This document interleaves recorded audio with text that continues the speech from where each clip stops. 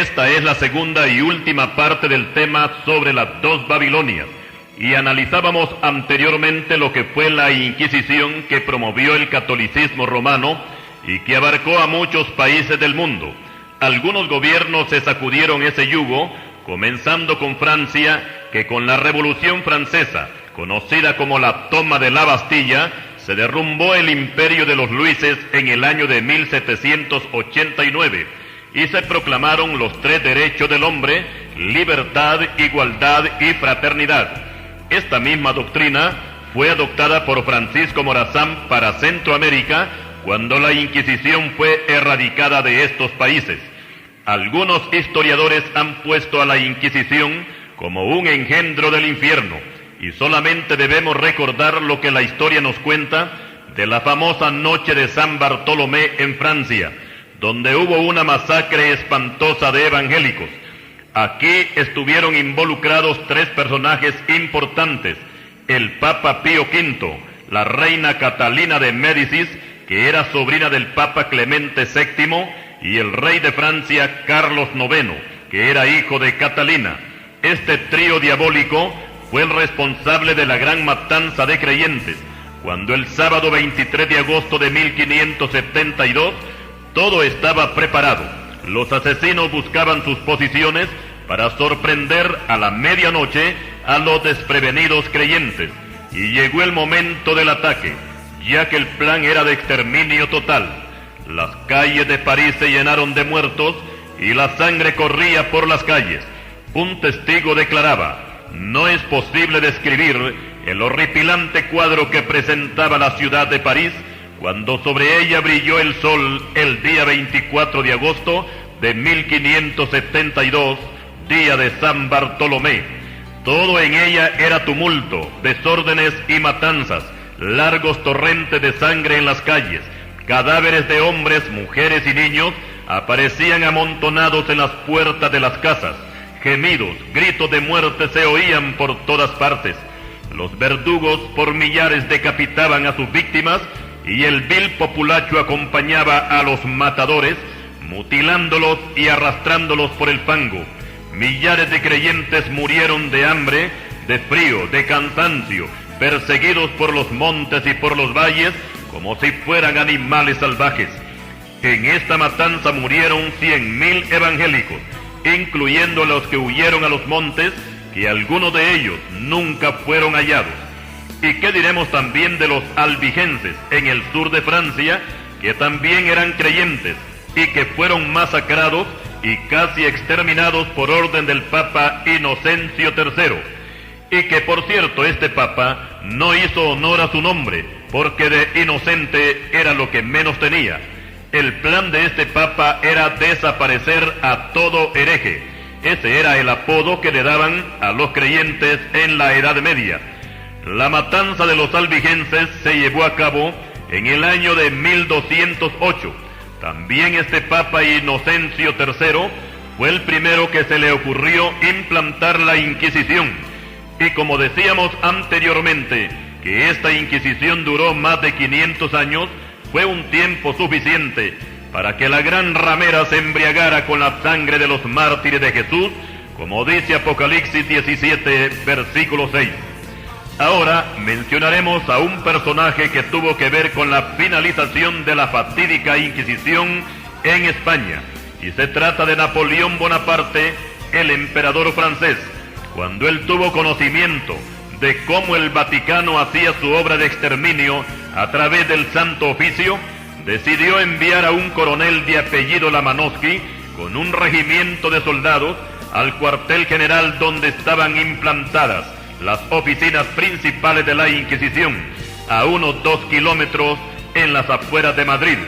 El coronel con sus tropas se dirigió a uno de los centinelas y exigió que le abriera la puerta. El coronel pudo observar que el centinela habló con otra persona. Al volverse, en vez de abrir la puerta, lo que hizo fue disparar su arma contra los soldados. Luego se presentó un fuego cruzado entre los centinelas que guardaban el edificio y los soldados del coronel, y estos derribaron el portón y penetraron al interior. En ese momento, apareció el inquisidor general, vestido con sus ropas de sacerdote y acompañado de otros más. Salió al encuentro del ejército con los brazos cruzados sobre el pecho y en una actitud de que no sabía lo que pasaba, y reprendió a sus propios centinelas y les dijo: ¿por qué pelean ustedes con nuestros amigos los franceses? En este momento, los que acompañaban al inquisidor intentaron huir de aquel lugar, pero los soldados del coronel los apresaron inmediatamente. El coronel inició entonces una rigurosa búsqueda por todo el edificio. Las salas estaban ricamente adornadas con altares, crucifijos y velas, y todo estaba en el mejor orden posible. A simple vista no se presentaba nada anormal. Había una hermosa biblioteca, las paredes bien decoradas y el piso cubierto con lajas de mármol. El coronel se preguntaba que dónde estarían aquellos temibles instrumentos de tortura y las mazmorras donde, según se decía, yacían muchas víctimas sepultadas vivas. Los sacerdotes le afirmaban al coronel que él había sido engañado y que estaba mal informado.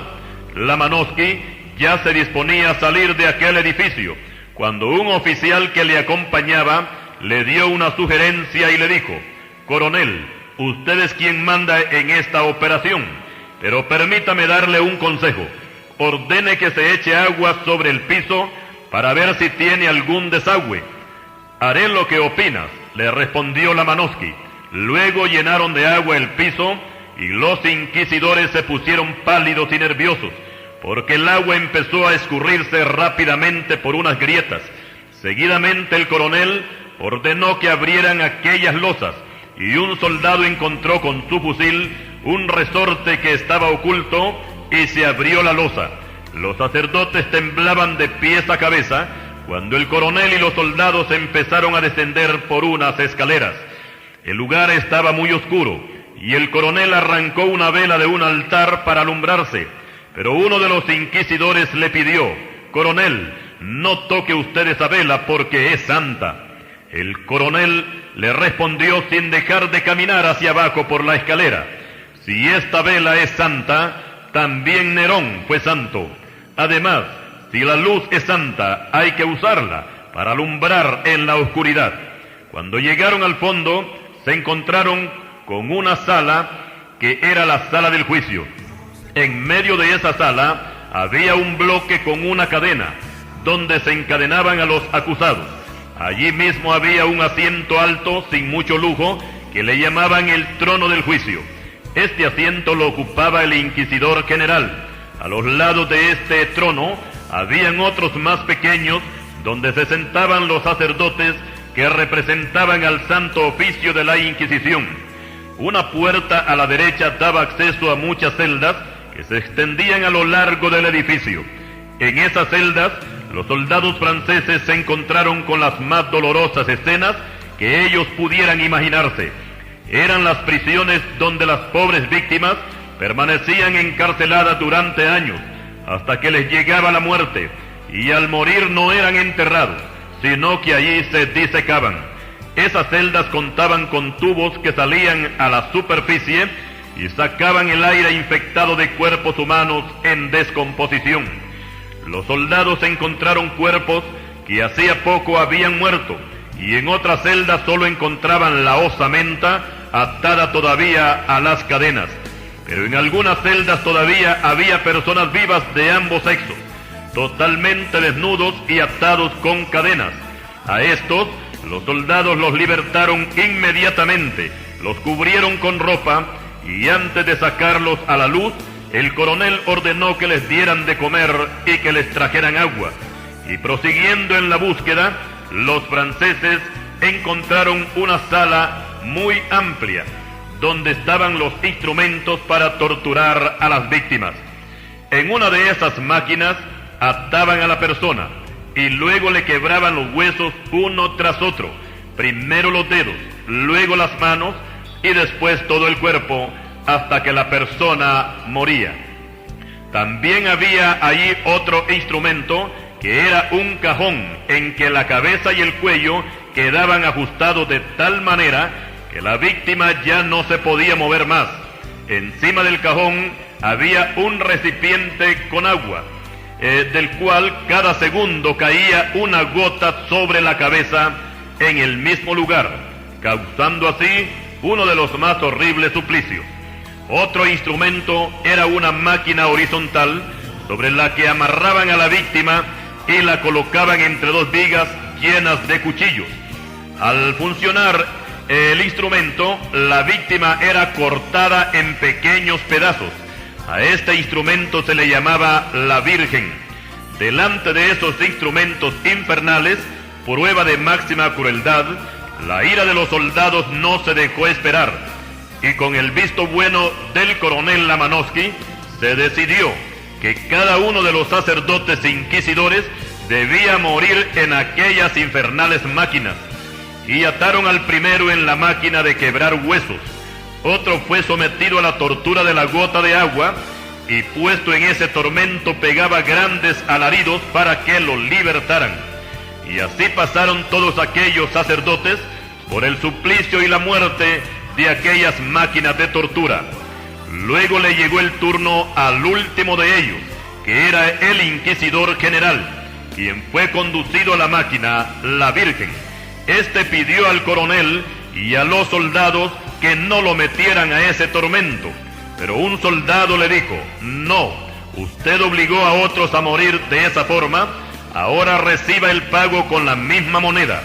Luego, a punta de bayoneta, lo empujaron hasta colocarlo dentro de la máquina, y la bella Virgen, que estaba llena de cuchillos, lo fue apretando hasta que lo partió en 1000 pedazos. Y tan duro fue aquel cuadro que hasta el coronel se desmayó, pero al volver del desmayo ordenó que trajeran una gran cantidad de pólvora, y unas horas más tarde aquel edificio volaba en pedazos. Y de esta manera fue borrada aquella mancha negra que por más de 500 años dejó una estela de sangre inocente, que la historia jamás podrá olvidar. La narración anterior de cómo terminó la Inquisición y los inquisidores en España la hemos tomado del libro titulado Lecciones de la Historia que no podemos olvidar, del escritor cristiano brasileño Abrao de Almeida. Cristo dijo: y no temáis a los que matan el cuerpo, porque el alma no pueden matar. Mateo capítulo 10, versículo 28. Continuaremos. Y siguiendo con este mismo tema sobre las dos Babilonias, ahora hablaremos específicamente sobre la gran ramera, que menciona Apocalipsis capítulo 17 y capítulo 18. La definición de esta palabra ya la dimos anteriormente, y aquí el apóstol Juan nos está hablando de una institución religiosa muy poderosa, donde también van involucrados los gobernantes de las naciones y las naciones mismas, apareciendo una abominable fornicación y por consiguiente una férrea oposición a Dios. Explicamos que la ramera no fornica con las naciones, sino con los gobernantes. Los gobernados lo que hacen, y aunque resulta duro decirlo, es beber el fruto de esa fornicación con el cual se han embriagado. Apocalipsis 17, versículo 2. Notemos que el pasaje no dice que se han emborrachado, porque cuando literalmente usamos la palabra borracho, la persona pierde el sentido y no es responsable de sus actos. Pero cuando la persona anda embriagada, es que no ha tomado mucho y está consciente de muchas cosas, pero tampoco anda en su estado normal. En el sentido espiritual, a esto se le llama estar atontado. Y ahora, sin usar de parcialismos, ni de extremismos, y tampoco de eufemismos, vamos a presentar a la institución católico-romana como el personaje simbólico que nos menciona Apocalipsis capítulo 17. Y hay muchas características que identifican a esta religión con lo que dice el pasaje bíblico. En primer lugar, la gran ramera está sentada sobre muchas aguas. Apocalipsis capítulo 17, versículo 1. En el versículo 15 se nos dice que esas aguas son pueblos, muchedumbres, naciones y lenguas. La religión musulmana, por ejemplo, es una de las religiones más fuertes del mundo y tiene su campo de acción principalmente en el Medio y Lejano Oriente. En los países hispanoamericanos muy poco se conoce de esta institución religiosa, pero cuando se habla de catolicismo romano, aquí están involucrados todos los países del planeta, y aún en Jerusalén, la capital de Israel, es la religión católica la que tiene el dominio sobre los lugares santos. O sea que el catolicismo romano está en todas partes, tal como lo dice Apocalipsis capítulo 17 y versículo 15. Seguidamente se nos dice que la ramera ha fornicado con los reyes de la tierra. Una de las principales características de los gobernantes es su identificación con el pueblo como grandes católicos. Apoyan las festividades religiosas y en algunos países hasta se decreta feriado nacional para conmemorar al ídolo más importante de esa nación. Además de eso, la mayoría de los gobernantes incluyen siempre, por lo general, en su agenda visitar el Vaticano, aunque sea solamente una vez en la vida. Y esto precisamente que lo hacen cuando están gobernando. Y así, según ellos, tener el gran honor, entre comillas, de postrarse y hacerle reverencia al hombre más poderoso de la tierra, que en este caso es el Papa Romano. Recordemos que el Papa no se inclina ante ningún gobernante, son ellos, los gobernantes, lo que lo hacen. Y entre los secretos que maneja el Vaticano está este, y es que cuando el Papa visita un país, lo primero que hace al bajar del avión es besar la tierra. Algunos creen que esto es un acto de humildad de parte del Papa, pero no es así. Este acto tiene dos significados. Primero, que con ese beso toma posesión de ese país, y desde ese momento, comenzando desde el presidente y todo el pueblo, quedan influenciados con la presencia de este enigmático personaje. Y gracias damos al Señor Jesucristo, que los creyentes evangélicos no participamos de esa influencia. Segundo, cuando el Papa besa la tierra, lo que hace es adorarla como si fuera una diosa, porque según el pensamiento católico, del cielo no viene la comida, sino que es la tierra la que nos da de comer. Ahora, hasta se le ha dedicado un día especial en el calendario a la Madre Tierra. Y siguiendo con Apocalipsis capítulo 17, el apóstol Juan nos dice que la mujer estaba sentada sobre una bestia escarlata llena de nombres de blasfemia, que tenía 7 cabezas y 10 cuernos. Apocalipsis 17, versículo 3. Aquí podemos apreciar que la religión no cae tan fácilmente, y pareciera que para el tiempo final cobrará más fuerza, al grado que tendrá dominio sobre el anticristo, o sea la bestia, el gobernante mundial.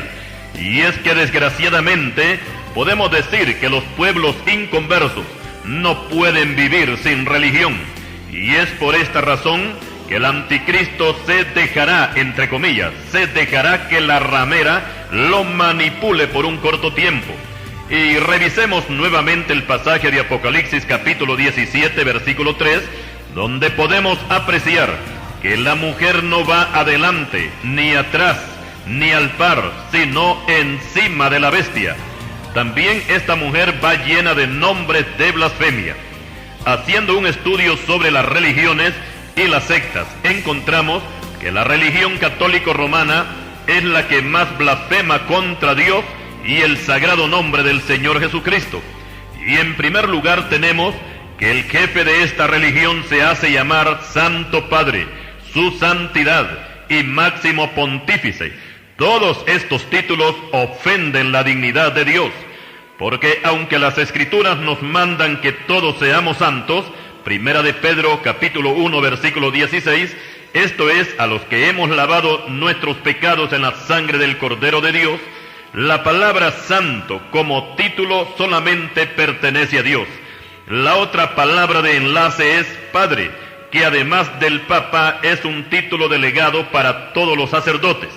Si hablamos en el terreno espiritual, esto no tiene lógica ni sentido, porque a ningún hombre en la tierra se le puede llamar Padre.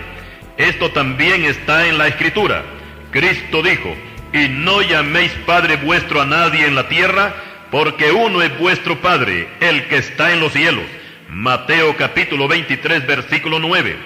Otra blasfemia que encontramos es que el Papa se hace pasar como el representante de Cristo, y esto lo creen todos los católicos del mundo.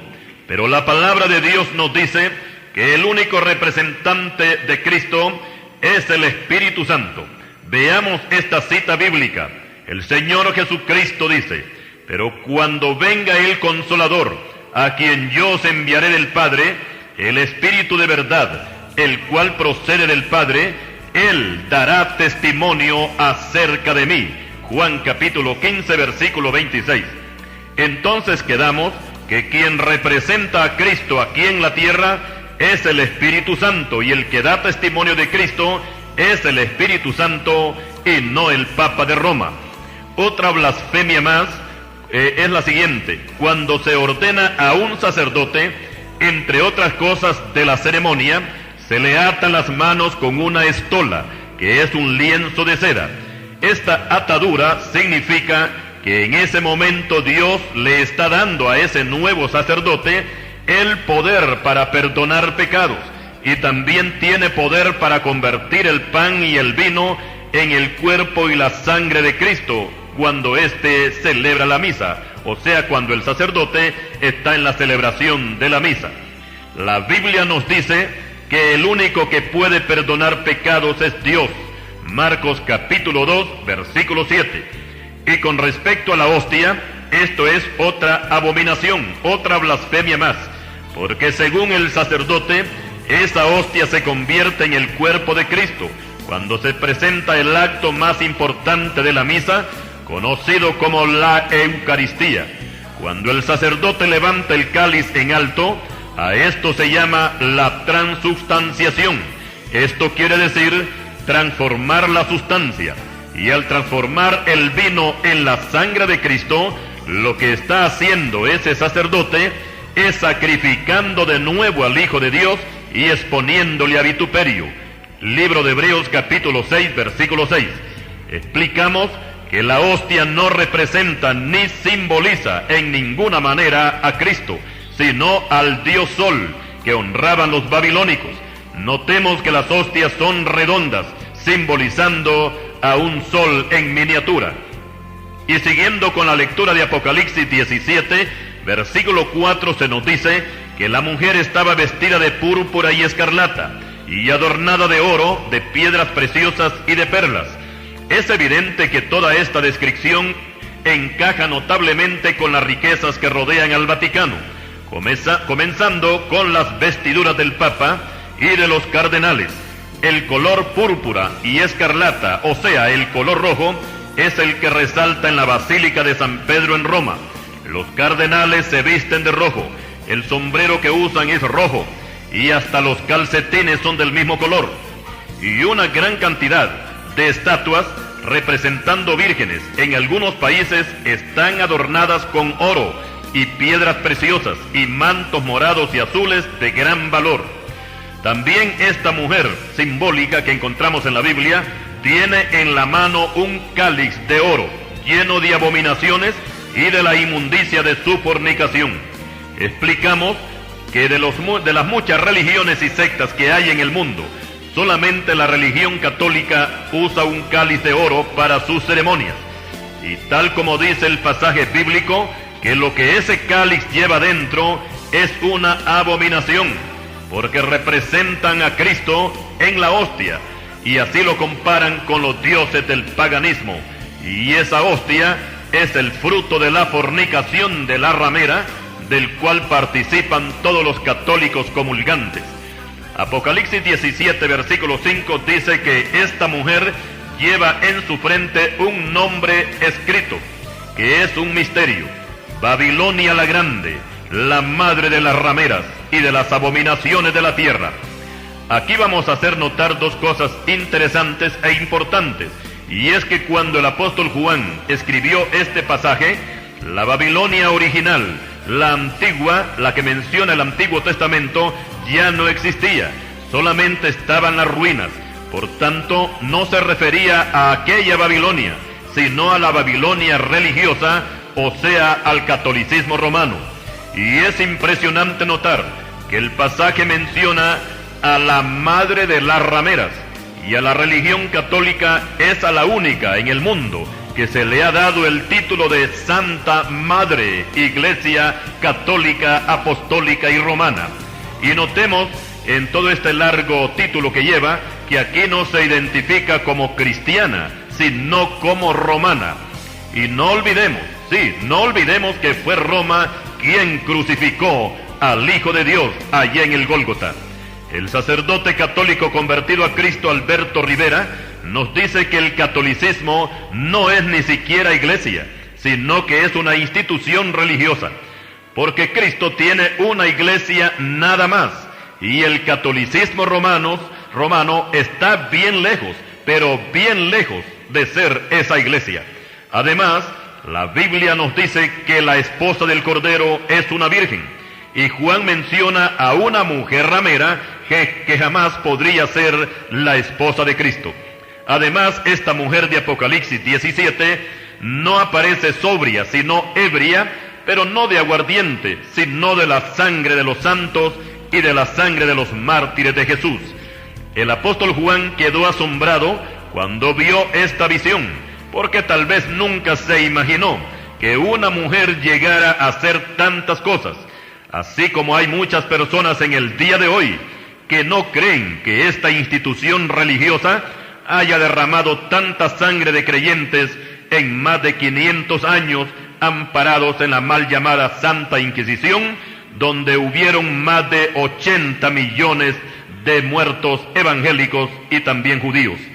Pero el Vaticano no solamente se ha burlado de los pobres habitantes de este mundo, presentando una doctrina falsa, llena de idolatría, de fantasías, de fiestas mundanas y de leyendas, sino que además también se ha burlado de sus propios sacerdotes, en dos cosas que vamos a mencionar, y que afectan precisamente la dignidad de todo verdadero hombre.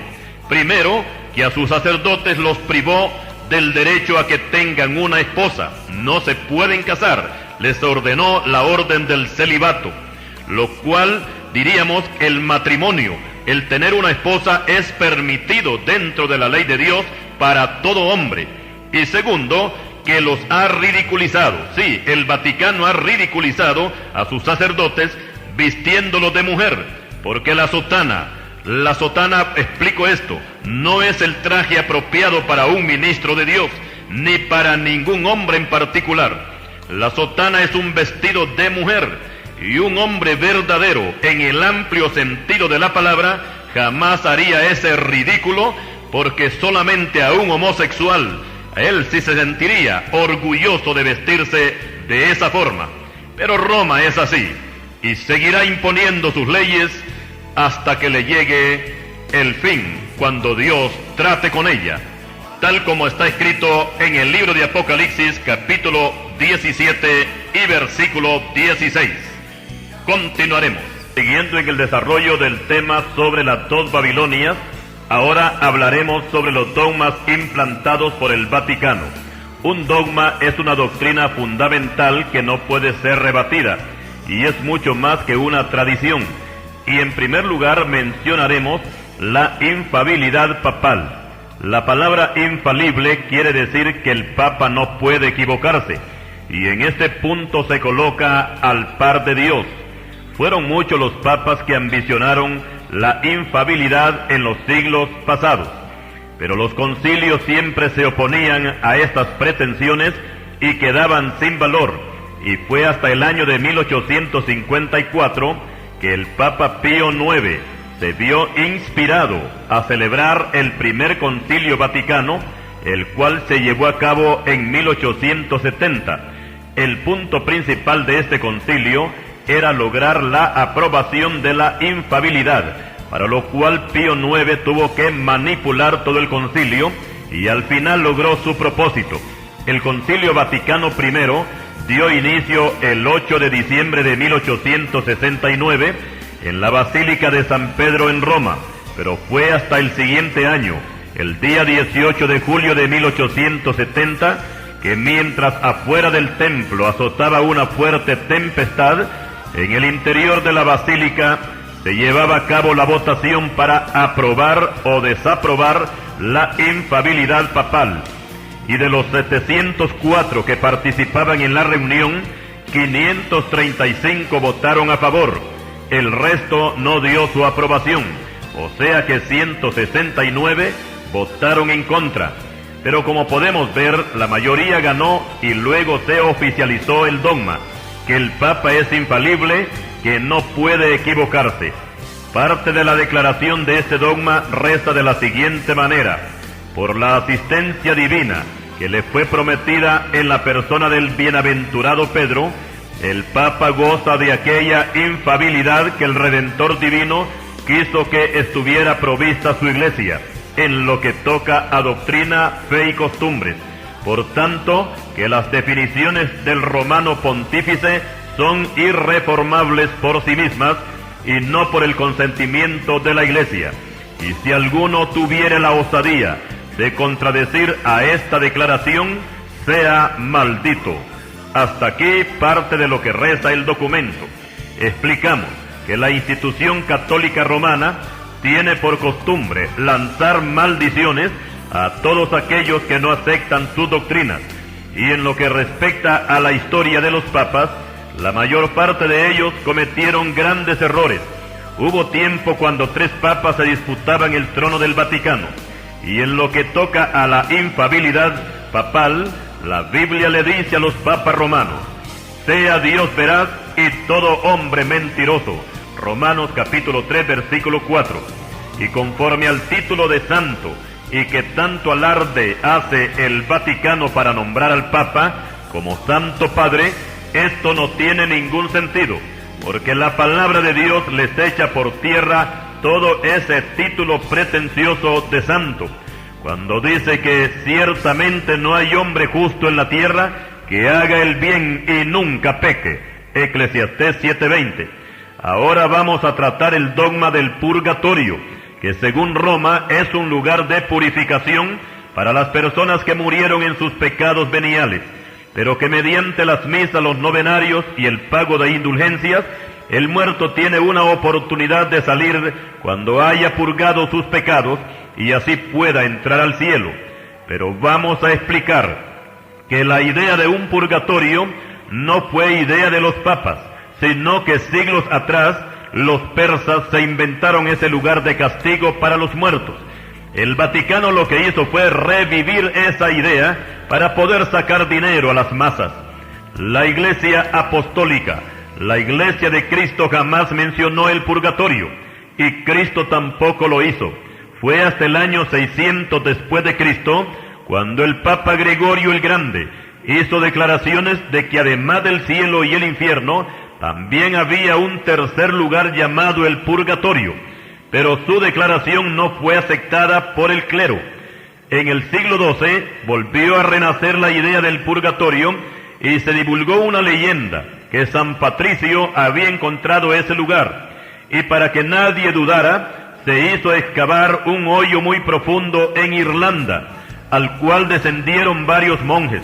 Después se convirtió ese lugar en un lugar turístico, que por supuesto se cobraba por verlo, y las ganancias eran grandes, hasta que el Papa Alejandro VI ordenó cerrar ese gran agujero en el año de 1497, confirmando que era un fraude el que se estaba haciendo y que no había tal purgatorio. Sin embargo, 3 años más tarde, el Papa Benedicto XIV hizo una declaración pública de que el purgatorio existía realmente, y esta creencia continuó hasta que en 1563, en el Concilio de Trento, se oficializó el dogma bajo la dirección del Papa Pío IV.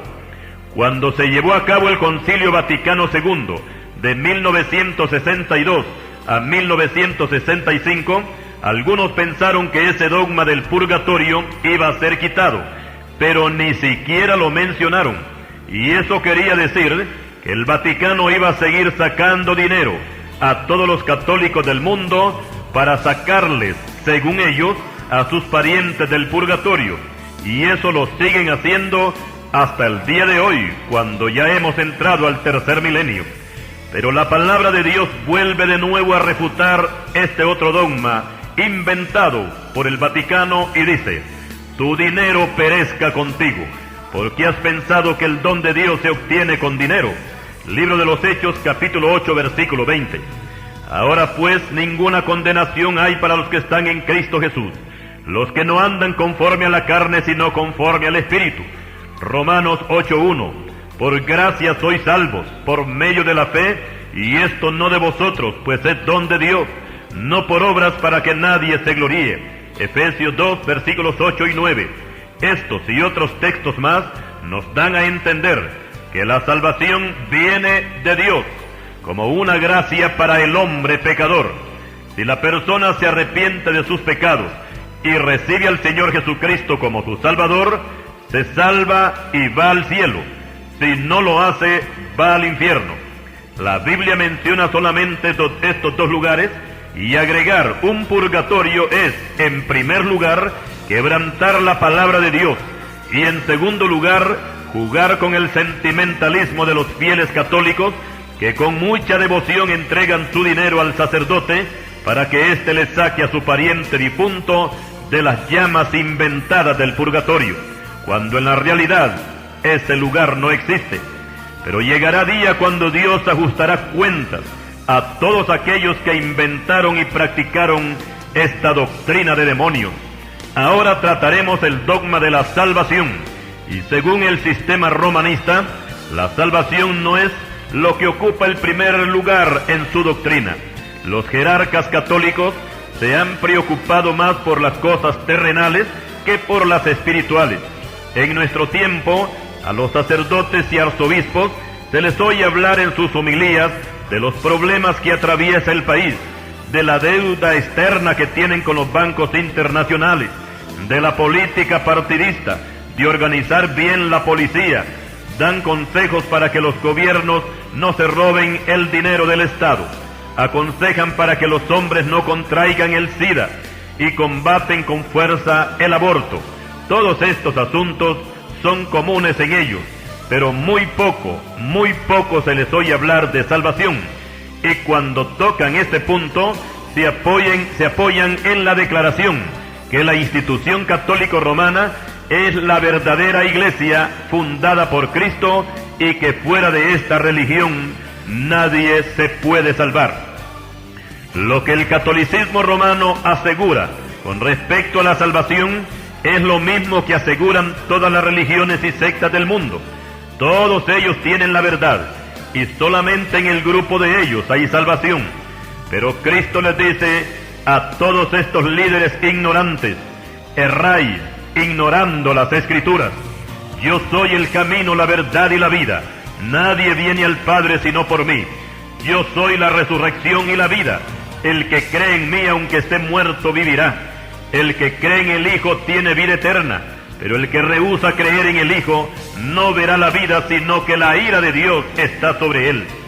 Con estos textos y otros más, se da a entender que ninguna religión salva, porque las religiones son humanas, hechas de hombres, y son sin sangre, porque no aceptan el sacrificio de Cristo. Los católicos no están seguros de ser salvos. Si se le pregunta a un católico que si es salvo, contesta: eso solo Dios lo sabe.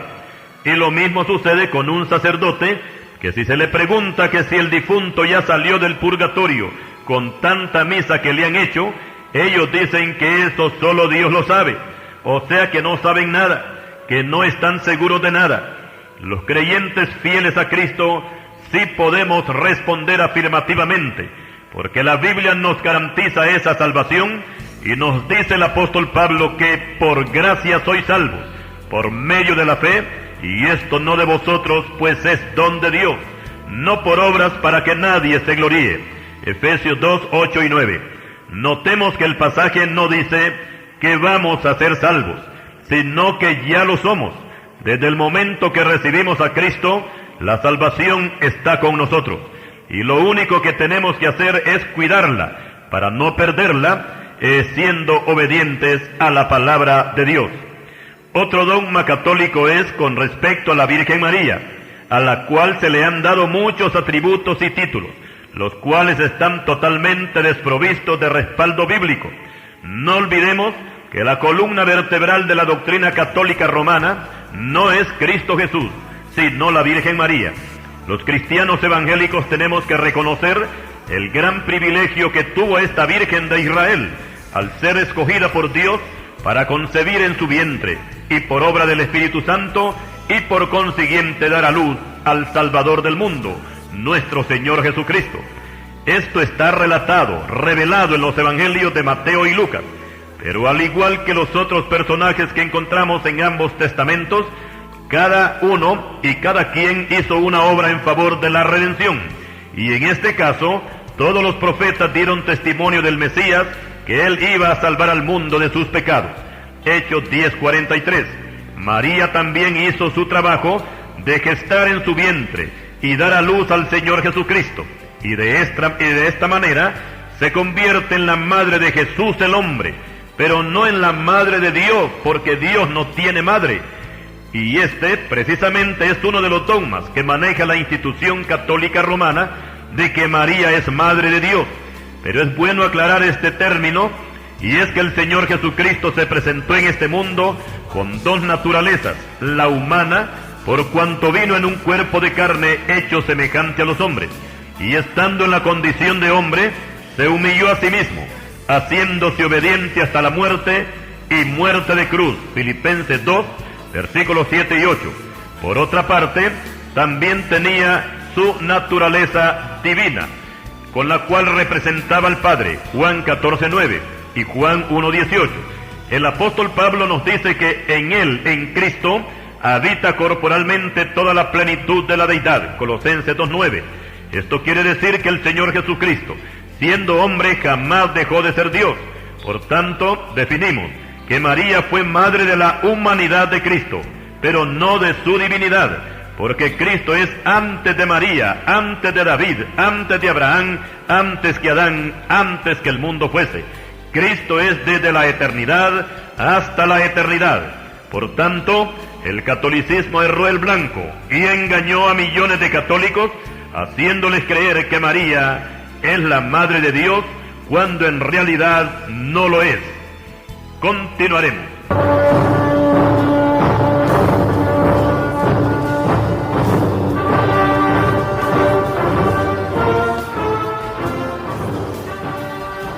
Estamos en el desarrollo del tema sobre las dos Babilonias y analizando los dogmas del catolicismo romano, los cuales no encuentran ningún apoyo en las Escrituras. La mayoría de estos dogmas se relacionan a la Virgen María. Anteriormente mencionamos el dogma de María, Madre de Dios.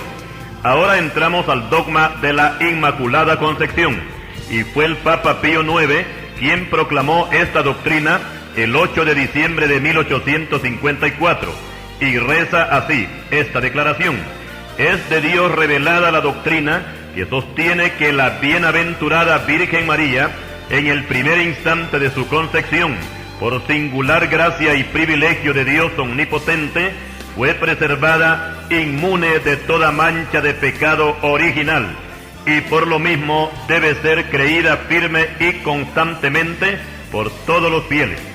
Esta creencia de que María nació sin pecado ya se manejaba desde siglos atrás, pero fue oficializada, como ya dijimos, por el Papa Pío IX el 8 de diciembre de 1854.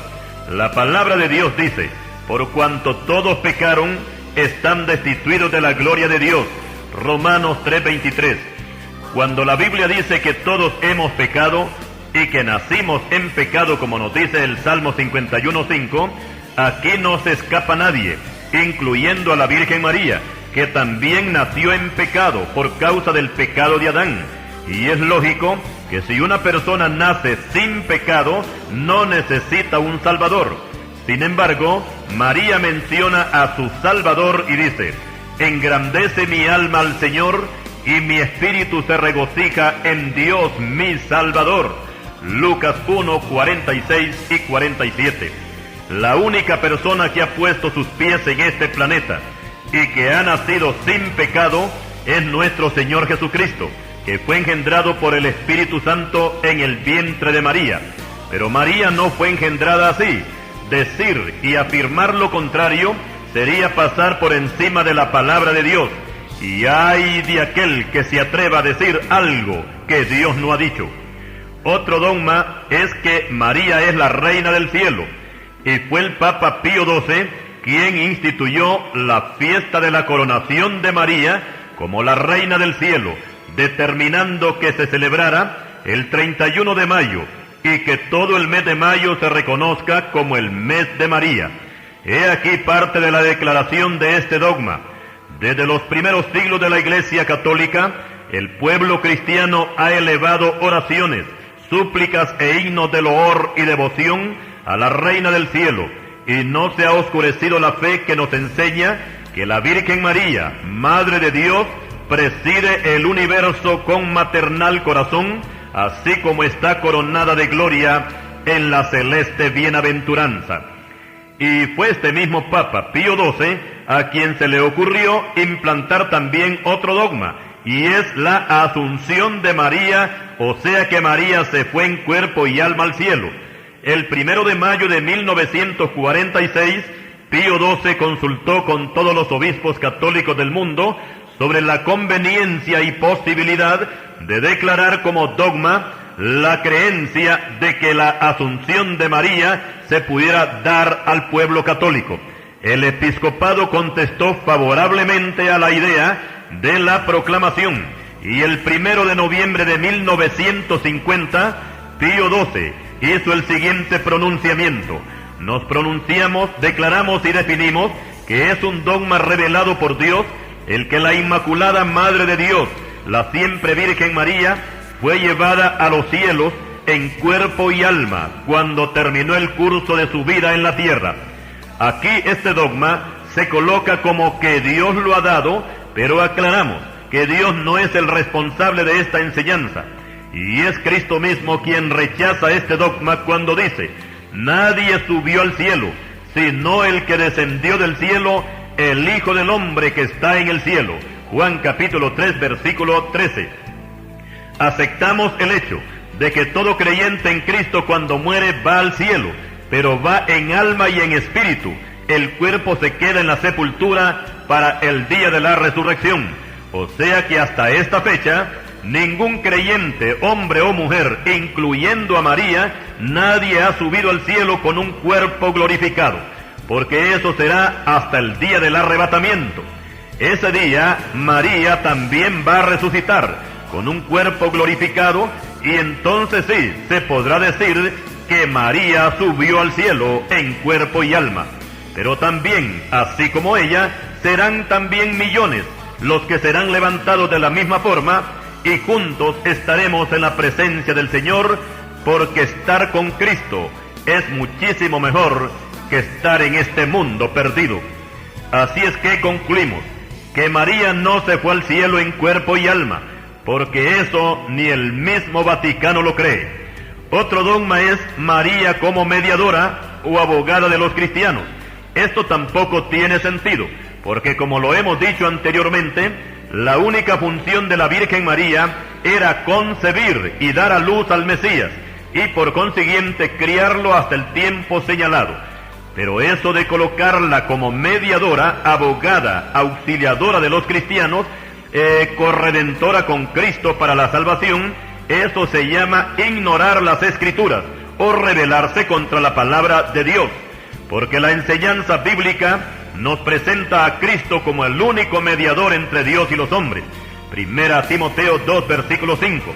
El apóstol Pedro, refiriéndose a Cristo, dice: y en ningún otro hay salvación, porque no hay otro nombre bajo el cielo dado a los hombres en que podamos ser salvos. Hechos 4:12.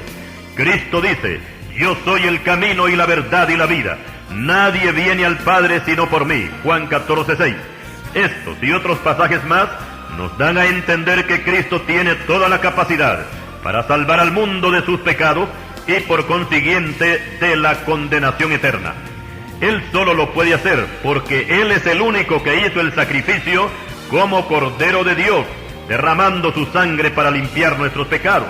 Explicamos que María no fue crucificada, aunque en este tiempo el catolicismo le ha agregado otro título más, y es el de Cordera de Dios que quita el pecado del mundo. Con estas declaraciones, lo único que se consigue es hacer el ridículo, y no se puede agregar más de lo que ya está escrito, porque lo que está escrito así se queda. No se puede alterar el orden de lo que ya está establecido. Y concluimos con el pasaje de Juan 3:36, que el que cree en el Hijo tiene la vida eterna, pero el que rehúsa creer en el Hijo no verá la vida, sino que la ira de Dios está sobre él. Pero la institución católica romana no solamente implantó dogmas o inquisiciones, sino que también aplastó a la ciencia en la Edad Media, y fue cuando el científico italiano Galileo Galilei, que fue quien inventó el anteojo binocular, perfeccionó el telescopio y la balanza hidrostática. Con el telescopio descubrió los cráteres de la Luna y también descubrió los planetas del sistema solar. Dio a conocer la rotación de la Tierra y los movimientos del Sol. Todo esto lo recopiló en un libro que tituló Historias y demostraciones relativas a las manchas lunares. Por causa de este libro, Galileo fue llevado ante los tribunales de la Inquisición, porque para Roma los escritos de Galileo eran una herejía, y estando en la cárcel fue visitado por los cardenales, y estos le hicieron una propuesta, y es que si él negaba que la Tierra giraba alrededor del Sol y todos los demás descubrimientos que había hecho con respecto al telescopio, se le perdonaba la vida y quedaba en libertad. De lo contrario, se le condenaba a morir en la hoguera. Y Galileo, que amaba mucho la vida, tuvo que retractarse, y en la misma celda donde se encontraba preso, escribió la siguiente declaración: yo, Galileo Galilei, de 70 años de edad, hijo del finado Vicente Galileo, constituido personalmente en juicio y arrodillado delante de vosotros, eminentísimos y reverendísimos cardenales, inquisidores generales, teniendo ante mis ojos los sacrosantos evangelios, a los que toco con mis propias manos, juro que siempre he creído, creo ahora, y con la ayuda de Dios creeré en el futuro, todo lo que sostiene, predica y enseña la Santa Iglesia Católica, Apostólica y Romana. Después de haberme sido jurídicamente intimado por este santo oficio, mediante emplazamiento, que debía dejar por entero la falsa opinión de que el Sol sea el centro del sistema solar y que la Tierra se mueve alrededor del Sol, y que no podía sostener, defender ni enseñar, ni de viva voz ni por escrito, esa falsa opinión, ya que se me ha notificado que dicha enseñanza es contraria a las Sagradas Escrituras, y por tal razón he sido juzgado como sospechoso de herejía. Por lo tanto, queriendo yo borrar de la mente de vuestras eminencias y de todo fiel cristiano esta vehemente sospecha, con corazón sincero y fe no fingida, adjuro, maldigo y detesto los susodichos errores y herejías, y en general todos y cualquier otro error, herejía y secta, contraria a la Santa Iglesia Católica, y juro que en lo porvenir no diré ya más, ni afirmaré tales cosas por las que se pueda tener de mí semejante sospecha. Pero si llegara a conocer a algún herético, o que sea sospechoso de herejía, lo denunciaré a este santo oficio o al inquisidor general. Juro también y prometo cumplir y observar enteramente todas las penitencias que me han sido y me serán impuestas por este santo oficio. Y en caso de no cumplir mis promesas y mis juramentos, lo que espero no suceda, me someto a todas las penas y castigos que este santo tribunal imponga a todos los delincuentes. Así Dios me ayude, y estos sus santos evangelios que toco con mis propias manos son testigo hoy. Yo, Galileo Galilei, he adjurado, jurado, prometido y me he obligado, como ya lo he afirmado en fe y en verdad, y con mi propia mano he suscrito la presente cédula de mi retractación y la he redactado palabra por palabra en Roma, en el convento de la Minerva, este día, 22 de junio de 1633. Hasta que la declaración del famoso científico Galileo Galilei, que según sus propias palabras, se encuentra totalmente humillado delante de la institución católica romana. Y no solamente se humilla, sino que también se compromete a denunciar a todo aquel que contradiga la doctrina romanista. Lo raro del caso es que lo que Galileo descubrió con su telescopio, la ciencia moderna lo confirma en este tiempo. O sea que Galileo no estaba equivocado, que la Tierra gira alrededor del Sol. Pero es natural que para salvar su vida tuvo que negar lo que él sabía que era verdad. En el año de 1992, Juan Pablo II tuvo que reconocer públicamente que la Iglesia Católica se pasó de los límites, humillando sin ninguna consideración al brillante científico Galileo Galilei. Galileo nació en Florencia, Italia, en 1564 y a los 18 años de la muerte de Martín Lutero, y murió en 1642, a los 78 años de edad. Los negros nubarrones de la Edad Media ya pasaron, pero Roma sigue activa todavía, y según los planes del Vaticano, habrá una nueva inquisición contra la Iglesia evangélica, y todos los pastores e iglesias deben de estar atentos a todos los movimientos que aparezcan. Por supuesto que si se levanta una nueva inquisición, los métodos a usar serán muy diferentes a los que se usaron en la Edad Media. Por otra parte, Juan Pablo II ha lanzado una invitación a todas las religiones del mundo para que se unan al catolicismo, ya que todo aquel que no es católico es una oveja descarriada y hay que volverla al redil de Roma. Según los cálculos del Vaticano, para el año 2010 ya todas las religiones estarán unidas a Roma y posiblemente logren su objetivo, porque la Biblia dice que habrá una iglesia ecuménica en los tiempos del anticristo. Podemos decir que para cuando esto suceda, ya la verdadera iglesia de Cristo se habrá ido para el cielo. Amigo católico, yo le estoy invitando ahora para que usted se agregue a la fila de los salvos, salga de Roma y venga a Cristo, porque en Cristo es donde se encuentra la vida eterna. Y así de esta forma damos por concluido esta segunda y última parte del interesante tema sobre las dos Babilonias. Que el Señor les bendiga.